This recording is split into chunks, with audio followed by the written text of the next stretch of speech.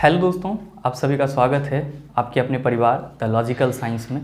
मैं हूं आलोक सिंह आतिश और आज के इस वीडियो सेशन में हम लोग बात करने वाले हैं साइंस के 7वें सेट की डिस्कशन की। जी हाँ दोस्तों, इससे पीछे के वीडियो सेशन में हम लोगों ने साइंस के 6ठे सेट का डिस्कशन करा था। आज के इस सेशन में हम लोग 7वें सेट की बात करेंगे। और हाँ, आपकी जानकारी के लिए मैं बता दूं कि ये साइंस सेट का PDF आपको कहाँ से मिलेगी, तो ये हमारे टेलीग्राम ग्रुप से मिल जाएगी, जिसका लिंक मैंने नीचे डिस्क्रिप्शन में डाल दिया है।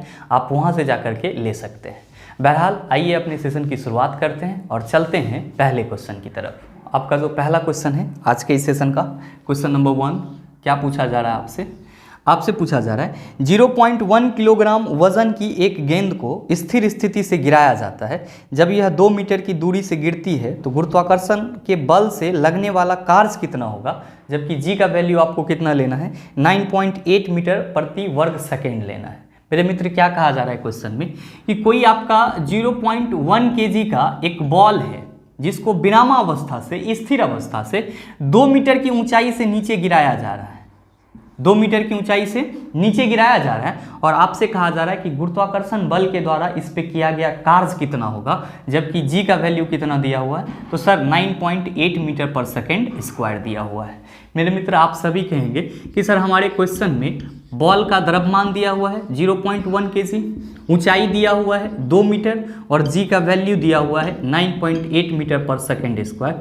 और हम सबको पता है कि जब कोई वस्तु ऊपर से नीचे गिरती है तो गुरुत्वाकर्षण बल के द्वारा किया गया कार्य किसके बराबर होता है, तो सर mgh के बराबर होता है। तो हम यहाँ पे कह सकते हैं सर 0.1 गुना जी का वैल्यू कितना लेना है गुरुजी, 9.8, और आपका ऊंचाई कितना दिया हुआ है, सर 2 दिया हुआ है। यहाँ से पॉइंट हटाइए, नीचे 10 आएगा, यहाँ से भी पॉइंट हटाइए, नीचे 10 आएगा। जब आप इसको कैंसिल करेंगे तो 2 5 आपका कितना हो जाएगा, सर 10, और आपका ये हो जाएगा 98/50। अब 98 को 50 से आप डिवाइड कर लीजिए। तो जब आप इसको डिवाइड करेंगे तो आप कहेंगे सर 50 से कम 50, ये हो जाएगा आपका कितना, 8। डिवाइड नहीं लगेगा, पॉइंट डालिए, यहाँ पे 0 आ जाएगा। 50 नमक कितना हो जाएगा सर 450, और 8 में से 5 गया 3, 50 छके 300। आपके इस क्वेश्चन का सही आंसर कितना हो जाएगा, तो आप सभी कहेंगे सर 1.96 जूल हो जाएगा। तो देखिए आपके ऑप्शन में कहाँ पे 1.96 जूल है, तो आप सभी कहेंगे सर हमारे ऑप्शन ए में है।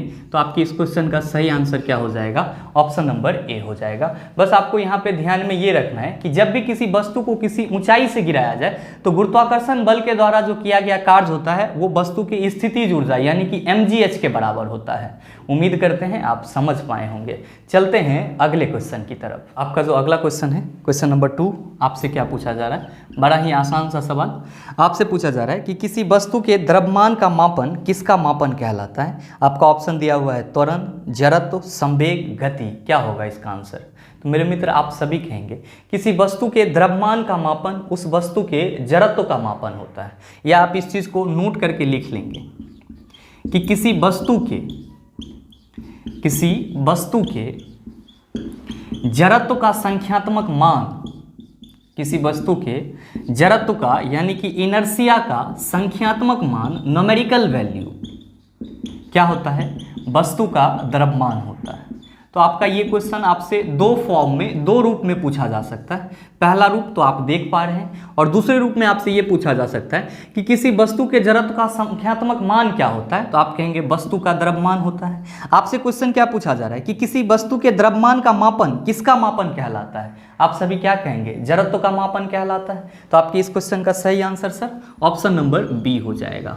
ध्यान दीजिएगा, आप सभी कहेंगे कि सर ये जड़त्व क्या होता है, इनर्शिया क्या होता है, तो मेरे मित्र इनर्शिया किसी भी वस्तु का वह गुण है जो उसके अवस्था में परिवर्तन का विरोध करती है। इसका मतलब ये हुआ कि कोई वस्तु अगर गति में है तो वो चाहती है कि नहीं हम गति की अवस्था में ही रहें, लेकिन अगर कोई वस्तु विराम में है तो वो चाहती है कि हम विराम की अवस्था में ही रहें। तो हम लोग जड़त्व के बारे में सीधे कह देते हैं कि किसी वस्तु का वह गुण जो उसके अवस्था में परिवर्तन का विरोध करती है क्या कहलाता है, जड़त्व कहलाता है, इनर्शिया कहलाता है। और जड़त्व का संख्यात्मक मान क्या होता है, तो सर वस्तु का द्रव्यमान होता है। आप सभी को मालूम होगा त्वरण किसको हम लोग बोलते हैं, तो सर A = हम लोग v - u/t का फॉर्मूला पढ़ते हैं। मतलब क्या कि वेग में परिवर्तन की दर को त्वरण कहते हैं। आपके ऑप्शन में है संवेग तो आप सबों को पता है कि सर संवेग को हम लोग p से रिप्रेजेंट करते हैं और फॉर्मूला क्या लिखते हैं, m भी लिखते हैं। और गति तो आप सभी को पता है कि अगर किसी वस्तु की स्थिति में समय के साथ परिवर्तन हो रहा है तो वस्तु गति में है, और अगर समय के साथ परिवर्तन नहीं हो रहा है तो वस्तु क्या है, आपका विराम में है। उम्मीद करते हैं आप समझ पाए होंगे। चलते हैं अगले क्वेश्चन की तरफ। आपका जो अगला क्वेश्चन है, क्वेश्चन नंबर 3, बड़ा ही आसान सा सवाल। क्या पूछा जा रहा है आपसे?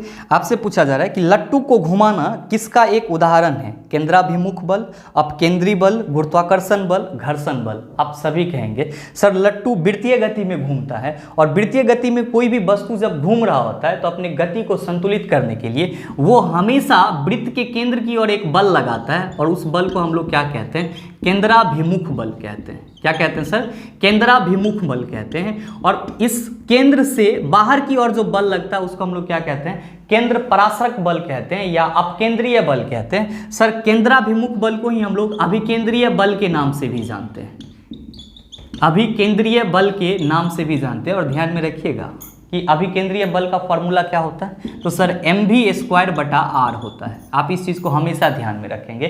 तो आपसे जो क्वेश्चन पूछा जा रहा है कि लट्टू को घुमाना किसका एक उदाहरण है, तो आप कहेंगे केंद्राभिमुख बल का। अगर ये ऑप्शन में ना रहता तो क्या होता सर? अभिकेंद्रीय बल होता। तो आप इस चीज़ को हमेशा ध्यान में रखेंगे कि अभिकेंद्रीय बल का फॉर्मूला क्या होता है, तो सर mv²/r होता है। आपके एग्जाम में कभी कभी ये चीज़ भी पूछा जाता है। तो आपके इस क्वेश्चन का सही आंसर क्या हो जाएगा? आप सभी कहेंगे सर ऑप्शन नंबर ए हो जाएगा। आप कहेंगे हमारे ऑप्शन में अपकेंद्रीय बल भी है। तो ध्यान में रखेंगे कि केंद्र से बाहर की ओर जो बल लगता है उसको हम लोग क्या कहते हैं? अपकेंद्रीय बल कहते हैं। और आपके ऑप्शन में गुरुत्वाकर्षण बल भी है। तो आप सभी को मालूम है कि F = G m1 × m2/r² होता है, जहां पे G क्या है? आपका गुरुत्वाकर्षण नियतांक है, और इसका वैल्यू कितना होता है? तो 6.67 × 10⁻11 न्यूटन मीटर स्क्वायर पर kg²। तो आप इस चीज को भी ध्यान में रखेंगे। आपके ऑप्शन में सर कहेंगे घर्षण बल भी है। तो मैंने आपको पीछे के सेशन में बताया कि घर्षण बल फ्रिक्शनल फोर्स जो होता है वो आपका एक अपोजिटिंग फोर्स है जो वस्तु के गति का क्या करती है? विरोध करती है। उम्मीद करते हैं आप समझ पाए होंगे। चलते हैं अगले क्वेश्चन की तरफ। आपका जो अगला क्वेश्चन है, क्वेश्चन नंबर 4, आपसे क्या पूछा जा रहा है?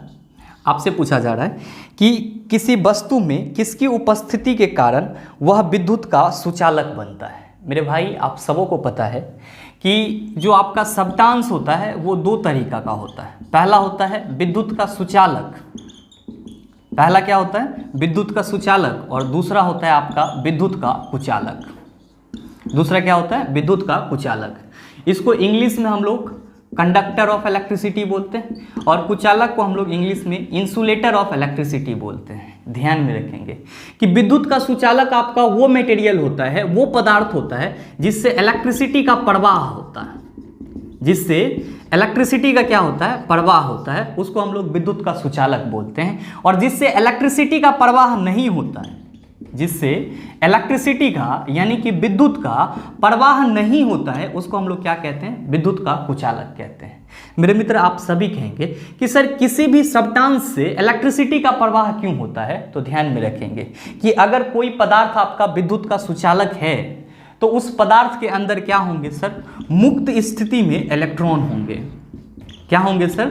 मुक्त स्थिति में इलेक्ट्रॉन होंगे। और इसी मुक्त इलेक्ट्रॉन की उपस्थिति के चलते कोई पदार्थ आपका क्या होता है? विद्युत का सुचालक होता है। या यही चीज आपको कहीं कहीं पे क्या मिलता है कि कोई पदार्थ विद्युत का सुचालक होता है इसलिए क्योंकि उसमें एक्टिव अवस्था में यानी कि सक्रिय अवस्था में क्या पाए जाते हैं? इलेक्ट्रॉन पाए जाते हैं। तो आप इस चीज को हमेशा ध्यान में रखेंगे कि कोई पदार्थ विद्युत का सुचालक है, इसका मतलब ये हुआ कि उसके अंदर मुक्त इलेक्ट्रॉन है या फिर सक्रिय इलेक्ट्रॉन है, और यही सक्रिय या मुक्त इलेक्ट्रॉन आवेश को एक जगह से दूसरी जगह ले जाने का काम करती है। इसीलिए आपका वो पदार्थ विद्युत का क्या होता है? सुचालक होता है। तो आपसे क्वेश्चन पूछा जा रहा है कि किसी वस्तु में किसकी उपस्थिति के कारण विद्युत का सुचालक बनता है? तो सर इलेक्ट्रॉन की उपस्थिति के कारण वो विद्युत का सुचालक बनता है। तो आपके इस क्वेश्चन का सही आंसर क्या हो जाएगा? आप सभी कहेंगे sir option number C is the right answer of this question. मेरे मित्र ध्यान में रखेंगे कि विद्युत का कुचालक क्यों होता है सर? इसीलिए होता है क्योंकि इसमें सक्रिय इलेक्ट्रॉन या मुक्त अवस्था में इलेक्ट्रॉन नहीं पाए जाते। सक्रिय इलेक्ट्रॉन या फिर मुक्त अवस्था में इलेक्ट्रॉन नहीं पाए जाते हैं, इसीलिए कोई भी पदार्थ आपका क्या होता है, विद्युत का कुचालक होता है। तो जो भी इलेक्ट्रिसिटी का इंसुलेटर है उसमें मुक्त अवस्था में या एक्टिव अवस्था में इलेक्ट्रॉन नहीं होता है, इसीलिए वो क्या होता है सर, इंसुलेटर होता है इलेक्ट्रिसिटी का। आप इस चीज को ध्यान में रखेंगे। आप सबों के मन में आएगा कि आप बताएं कि पदार्थ दो ही प्रकार का होगा, यहाँ पे एक विद्युत का सुचालक है, एक विद्युत का कुचालक। हम लोग तो अर्धचालक भी पढ़ते हैं, तो ध्यान में रखेंगे कि अर्धचालक जो है उसको हम लोग इंग्लिश में क्या कहते हैं, सेमीकंडक्टर बोलते हैं। क्या बोलते हैं सर, इसको सेमीकंडक्टर बोलते हैं। और आपका जो सेमीकंडक्टर होता है, इससे जो इलेक्ट्रिसिटी का प्रवाह होता है वो बहुत कम मात्रा में होता है, या आप कह सकते हैं कि अंशतः होता है। और ध्यान में रखेंगे कि अर्धचालक आपका किससे बने होते हैं सर, तो अर्धचालक सामान्यतः उपधातु के बने होते हैं। किसके बने होते हैं सर, उपधातु के बने होते हैं। आपके मन में सवाल आएगा कि सर विद्युत का सुचालक कौन होगा, तो आपके पास जितने भी धातु हैं और जो सॉलिड स्टेट में फॉर्म कर रहे हैं वो सब के सब क्या हैं, विद्युत का सुचालक हैं। तो आप कह सकते हैं कि जो भी ठोस धातु है वो सब के सब क्या हैं सर, विद्युत का सुचालक हैं। ध्यान दीजिएगा कि विद्युत का चालन आपका ठोस धातु से भी होता है और आपका लिक्विड से भी होता है, जिसको हम लोग क्या कहते हैं सर, इलेक्ट्रोलाइट बोलते हैं, या फिर हम लोग उसी को हिंदी में विद्युत अपघट्ट बोलते हैं। तो आप इस चीज को भी ध्यान में रखिएगा। चलते हैं अगले क्वेश्चन की तरफ। आपका जो अगला क्वेश्चन है बड़ा ही आसान सा सवाल, क्वेश्चन नंबर 5। आपसे क्या पूछा जा रहा है, आपसे पूछा जा रहा है कि किसी ध्वनि तरंग की आवृत्ति न्यू और आवर्तकाल टी के बीच में क्या संबंध है। आप सबों को पता है कि सर एन जो होता है, आवृत्ति जो होता है, वो आवर्तकाल का व्युत्क्रम होता है। तो आपकी इस क्वेश्चन का सही आंसर क्या हो जाएगा, आप सभी कहेंगे सर ऑप्शन नंबर सी हो जाएगा। ध्यान दीजिएगा, आप में से बहुत सारे मित्र ऐसे होंगे जो यहाँ पे ये पढ़ रहे होंगे कि किसी ध्वनि तरंग की आवृत्ति, यहाँ पे जो ये भी लिखा हुआ है, भी न है, एकरा हम लोग न्यू पढ़ते हैं। क्या पढ़ते हैं, न्यू पढ़ते हैं। तो आप हमेशा इस चीज को क्या पढ़ेंगे कि किसी ध्वनि तरंग की आवृत्ति न्यू और आवर्तकाल टी के बीच में क्या संबंध है। तो आप कहेंगे सर आवृत्ति जो होता है वो आवर्तकाल का क्या होता है, व्युत्क्रम होता है, उल्टा होता है, या n इक्वल टू हम लोग 1/t लिखते हैं। और आपके इस क्वेश्चन का सही आंसर ऑप्शन सी हो जाएगा। चलते हैं अगले क्वेश्चन की तरफ। आपका जो अगला क्वेश्चन है, क्वेश्चन नंबर 6, बड़ा ही आसान सा सवाल। क्या पूछा जा रहा है आपसे पूछा जा रहा है कि किसी ऐसे तार के प्रतिरोध क्या होगा जिसमें 2 वोल्ट संभावित विभवांतर लागू किया जाता है, तार के माध्यम से करंट का प्रवाह 1 एम्पीयर है। क्या कहा जा रहा है मेरे भाई, आपसे कहा जा रहा है कि कोई आपका चालक तार है, कोई आपका क्या है सर, चालक तार है, और फिर आपसे कहा जा रहा है कि इसका प्रतिरोध क्या होगा, आर क्या होगा जब इसमें संभावित विभवांतर 2 वोल्ट हो, इसके दोनों सिरों के बीच में लगा हुआ विभवांतर कितना हो, 2 वोल्ट हो, और तार के मध्य से कितना करंट प्रवाहित हो रही है सर। तो आपके क्वेश्चन में दिया है 1 एम्पीयर। बताइए ये क्वेश्चन आपसे नहीं बनेगा, आराम से बनेगा। ओम्स लॉ आप सभी को मालूम होगा। ओम्स लॉ क्या कहता है कि सर V समानुपाती I होता है जब भी आपका इलेक्ट्रिक वायर से कांस्टेंट टेम्परेचर पे विद्युत धारा प्रवाहित की जाती है, तो जो वोल्टेज होता है वो विद्युत धारा के समानुपाती होता है। That's why we can also write as V equals to IR। यहाँ पे R आपका क्या हो जाता है, तो आप कहते हैं नियतांक हो जाता है। तो आप R इक्वल टू क्या लिखते हैं, फॉर्मूला V/I लिखते हैं। तो भाई मेरे आपके क्वेश्चन में पोटेंशियल डिफरेंस यानी कि विभवांतर दिया हुआ है, विद्युत धारा दिया हुआ है। आप बताइए कि आपका प्रतिरोध कितना होगा। आप कहेंगे सर कैसी बात कर रहे हैं, विभवांतर 2 वोल्ट, आपका विद्युत धारा कितना है 1 एम्पीयर, तो प्रतिरोध हो जाएगा सर 2 ओम। तो आपके इस क्वेश्चन का सही आंसर क्या हो जाएगा, आप सभी कहेंगे sir option number B is the right answer of this question. चलते हैं अगले क्वेश्चन की तरफ। आपका जो अगला क्वेश्चन है, क्वेश्चन नंबर 7, बहुत ही आसान सा सवाल। आपसे पूछा जा रहा है कि सहसंयोजी आबंध के 2 परमाणुओं के बीच आबंधों की अधिकतम संख्या डैश हो सकती है। आपका ऑप्शन है 1, 3, 2, 4। क्या होगा इसका आंसर। सबसे पहले तो आप ये समझिए कि यहाँ पे सहसंयोजी आबंध बोला जा रहा है। क्या बोला जा रहा है, सहसंयोजी आबंध बोला जा रहा है। तो एकर मतलब क्या होता है, तो भाई एकर मतलब होता है कोवैलेंट बॉन्ड। क्या होता है, कोवैलेंट बॉन्ड। ऐसा बॉन्ड जो साझा करके बना हुआ हो उसको हम लोग क्या कहते हैं, सहसंयोजी आबंध कहते हैं, यानी कि कोवैलेंट बॉन्ड कहते हैं। और आप सबों को पता होगा कि जितने भी हाइड्रोकार्बन हैं, मतलब क्या कि ऐसा कंपाउंड जो हाइड्रोजन और कार्बन से मिलकर बना हो उसको हम लोग हाइड्रोकार्बन कहते हैं। और जितने भी आपके हाइड्रोकार्बन्स होते हैं वो सब के सब क्या होते हैं सर, तो सहसंयोजी बंधन में बंधे हुए रहते हैं। जैसे कि आप कहते हो C4H10 ब्यूटेन का नाम लेते हो, आप CH4 मीथेन का नाम लेते हो। तो इस तरह के जो भी आपको कंपाउंड मिलते हैं सब में क्या होता है सर, तो सब में कार्बन और हाइड्रोजन सहसंयोजी आबंध के द्वारा जुड़ा होता है। ध्यान दीजिएगा, आपसे पूछा जा रहा है क्वेश्चन कि सहसंयोजी आबंध के दो परमाणु के बीच आबंधों की अधिकतम संख्या क्या होगी। तो मेरे मित्र आप सबों को पता है कि आपका जो हाइड्रोकार्बन होता है, वो दो तरह के होते हैं।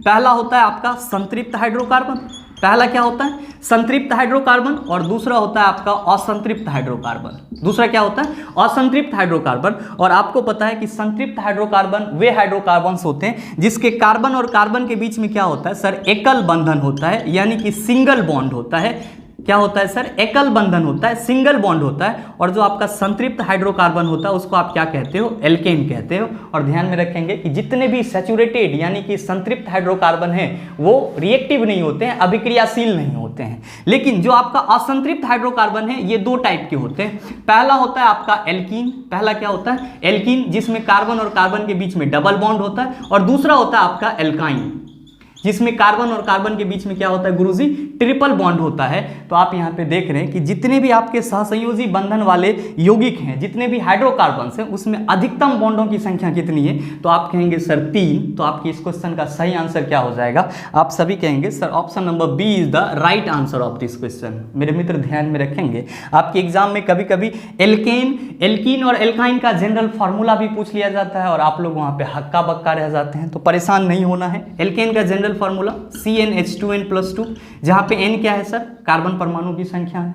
आपके एल्कीन का जनरल फार्मूला CnH2n हो जाता है, और आपका जो एल्काइन है इसका जनरल फार्मूला CnH2n-2 हो जाता है। तो आप इस चीज को हमेशा ध्यान में रखिएगा। एक और क्वेश्चन यहां से बन पड़ता है, आपके एग्जाम में कभी कभी ये पूछा जाता है कि निम्नलिखित में से हाइड्रोकार्बन का सही क्रम क्या है। तो हमेशा ध्यान में रखेंगे कि पहले आपका एल्केन आएगा CnH2n+2, उसके बाद आपका CnH2n आएगा, और फिर आपका CnH2n-2 आएगा। आपका एल्काइन कभी भी बीच में नहीं आएगा, इस चीज को आप हमेशा ध्यान में रखिएगा। आपके ग्रुप डी पेपर में कई क्वेश्चन इस तरह के पूछे गए थे। उम्मीद करते हैं आप समझ पाए होंगे। चलते हैं अगले क्वेश्चन की तरफ।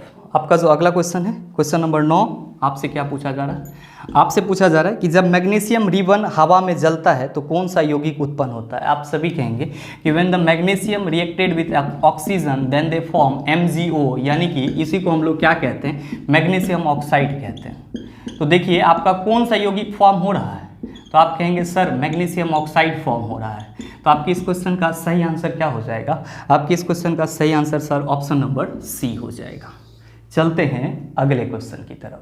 आपका जो अगला क्वेश्चन है, क्वेश्चन नंबर 10, आपसे क्या पूछा जा रहा है, आपसे पूछा जा रहा है कि एल्केन संतृप्त हाइड्रोकार्बन होते हैं जिनमें दो कार्बन परमाणुओं के बीच एकल बंध पाया जाता है, अभी बताए हैं। अब फिर कहा जा रहा है कि जिसका सामान्य सूत्र होता है, क्या होगा, सीधे कहिएगा CnH2n+2। किसका सर, एल्केन का। अभी जस्ट बताएं आपको हम एल्कीन का भी, क्या CnH2n, एल्काइन पूछ दे तो CnH2n-2। तो आपसे क्वेश्चन क्या पूछा जा रहा है कि एल्केन संतृप्त हाइड्रोकार्बन होते हैं जिसमें दो कार्बन परमाणुओं के बीच एकल बंध पाया जाता है, जिसका समान सूत्र क्या होगा, CnH2n+2 होगा। तो आपके इस क्वेश्चन का सही answer Guruji option number A हो जाएगा। चलते हैं अगले क्वेश्चन की तरफ। आपका जो अगला क्वेश्चन है, क्वेश्चन नंबर 11, आपसे क्या पूछा जा रहा है, आपसे पूछा जा रहा है कि निम्नलिखित में से अर्धसूत्रण के लिए कौन सा कथन सत्य नहीं है।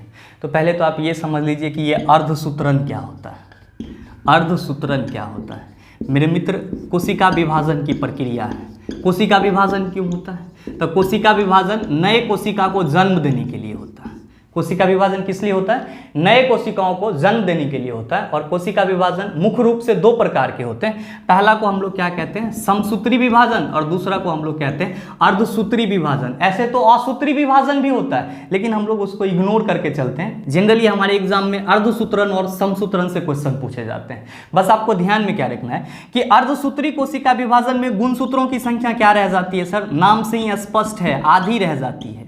गुणसूत्रों की संख्या कोशिका में क्या रह जाती है गुरुजी, आधी रह जाती है। जबकि समसूत्रण कोशिका विभाजन में गुणसूत्रों की संख्या क्या रहती है सर, समान होती है। और ध्यान में रखेंगे कि समसूत्री कोशिका विभाजन शरीर में उत्तक जो आपके गड़बड़ हो जाते हैं, मृत हो जाते हैं, डेड हो जाते हैं, उसके कोशिकाओं को बदलने के लिए किया जाता है। या आप ये कह सकते हैं कि टूट फूट और मरम्मत के लिए समसूत्री कोशिका विभाजन होता है। जबकि आपके जनन ग्रंथि में कौन सा विभाजन होता है सर, अर्धसूत्री कोशिका विभाजन होता है। अब आइए क्वेश्चन पे, आपसे क्वेश्चन पूछा जा रहा है कि निम्नलिखित में से अर्धसूत्रण के लिए कौन सा कथन सत्य नहीं है। आपके पहले ऑप्शन में अर्धसूत्रण 2 चरण में होता है। यस सर, इस चीज को हमेशा ध्यान में रखेंगे कि अर्धसूत्रण आपका 2 चरण में होता है। पहले चरण को हम लोग अर्धसूत्रण 1 बोलते हैं और दूसरे चरण को हम लोग अर्धसूत्रण 2 बोलते हैं। ठीक है सर, तो आप इस चीज को हमेशा ध्यान में रखेंगे। तो आपका पहला ऑप्शन तो सही है। दूसरे ऑप्शन में कहा जा रहा है कि अर्धसूत्रण के परिणाम स्वरूप परिणामी कोषों में गुणसूत्रों की संख्या 2 गुनी हो जाती है। अरे भाई ये सही आंसर है। काहे? तो अभी जस्ट आपको बताएं कि अर्धसूत्रण में गुणसूत्रों की संख्या क्या हो जाती है, आधी हो जाती है। और आपको चूज करना है कि इनमें से कौन सा कथन सत्य नहीं है। आपके ऑप्शन बी में कहा जा रहा है कि अर्धसूत्रण के परिणाम स्वरूप परिणामी कोषों में गुणसूत्रों की संख्या 2 गुनी हो जाती है, संभव ही नहीं है। तो आपके इस क्वेश्चन का सही आंसर क्या हो जाएगा? ऑप्शन नंबर बी हो जाएगा। ध्यान दीजिए, आप कहेंगे ऑप्शन सी और डी को नहीं आप एक्सप्लेन किए, तो आपके ऑप्शन सी में क्या दिया हुआ है कि अर्धसूत्रण के दौरान जनक कोशिकाओं के जीन परिणामी कोषों में मिश्रित हो जाते हैं। अभी जस्ट मैंने आपको बताया कि अर्धसूत्री कोशिका विभाजन कहाँ पे होती है सर, तो जनन ग्रंथियों में होती है। और फिर आपका चौथा ऑप्शन क्या कह रहा है कि जनन ग्रंथि गोनेड में अर्धसूत्रण युग्मक के उत्पादन के लिए होता है। जहाँ पे हैप्लॉइड सेल बनता है ना सर, वो कहाँ पे होता है, तो सर आपके जनन ग्रंथि में अर्धसूत्रण युग्मक के द्वारा होता है। तो आपका ऑप्शन ए, ऑप्शन सी और डी तीनों ही अर्धसूत्रण के बारे में सही है, जबकि ऑप्शन बी जो है वो अर्धसूत्रण के बारे में सही नहीं है। तो आपके इस क्वेश्चन का सही आंसर ऑप्शन नंबर बी हो जाएगा। चलते हैं अगले क्वेश्चन की तरफ। आपका जो अगला क्वेश्चन है, क्वेश्चन नंबर 12, आपसे क्या पूछा जा रहा है? आपसे पूछा जा रहा है कि मानव शरीर में सबसे प्रचुर मात्रा में मौजूद तत्व कौन सा है। भाई मानव शरीर पूछा जाए या पृथ्वी पूछा जाए, दोनों ही जगह पे प्रचुर मात्रा में कौन सा तत्व है सर? ऑक्सीजन है। कौन सा है सर? ऑक्सीजन है। तो आपसे जो क्वेश्चन पूछा जा रहा है कि मानव शरीर में सबसे प्रचुर मात्रा में मौजूद तत्व कौन सा है, तो आप सभी कहेंगे sir option number B is the right answer of this question. क्यों? क्योंकि अभी आपने जस्ट बताया हमसे मानव शरीर के बारे में पूछा जाए या पृथ्वी पर पूछा जाए, क्या कहेंगे? प्रचुर मात्रा में कौन सा तत्व है सर? ऑक्सीजन है। ध्यान में रखेंगे कि मानव शरीर में ऑक्सीजन का कितना परसेंटेज होता है, तो 65%। कितना होता है सर? 65%। और पृथ्वी पे सर 46% के आसपास होता है। चलते हैं अगले क्वेश्चन की तरफ। आपका जो अगला क्वेश्चन है, क्वेश्चन नंबर 13, आपसे क्या पूछा जा रहा है?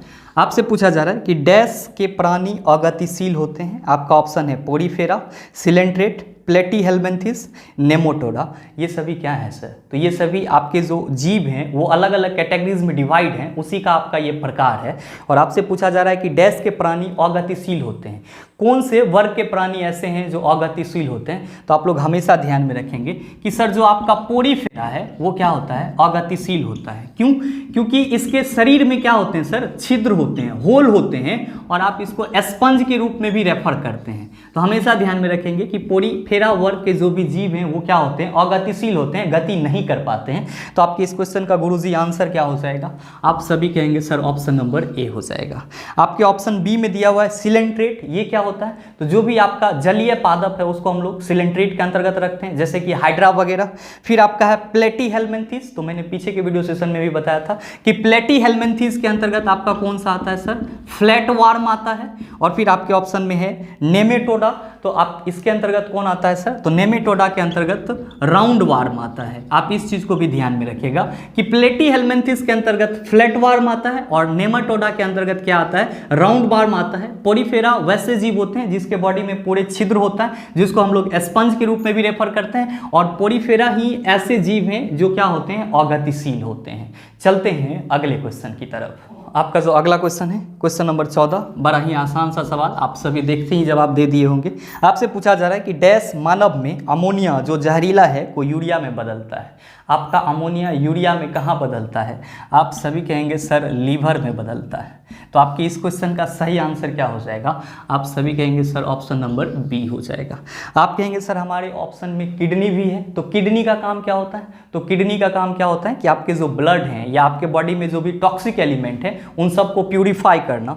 आप सबों को मालूम होना चाहिए कि अग्नाशय को हम लोग पेनक्रियाज बोलते हैं, और इससे क्या निकलता है? तो अग्नाशयी रस, पेनक्रियाटिक जूस निकलता है। और बड़ी आंत, आप सबों को मालूम है कि छोटी आंत में भोजन के संपूर्ण पाचन के बाद जो वेस्टेज मटेरियल बच जाते हैं वो कहाँ चला जाता है? बड़ी आंत में चला जाता है। और फिर बड़ी आंत से आपका वो वेस्टेज मटेरियल क्या हो जाता है? शरीर से बाहर आ जाता है।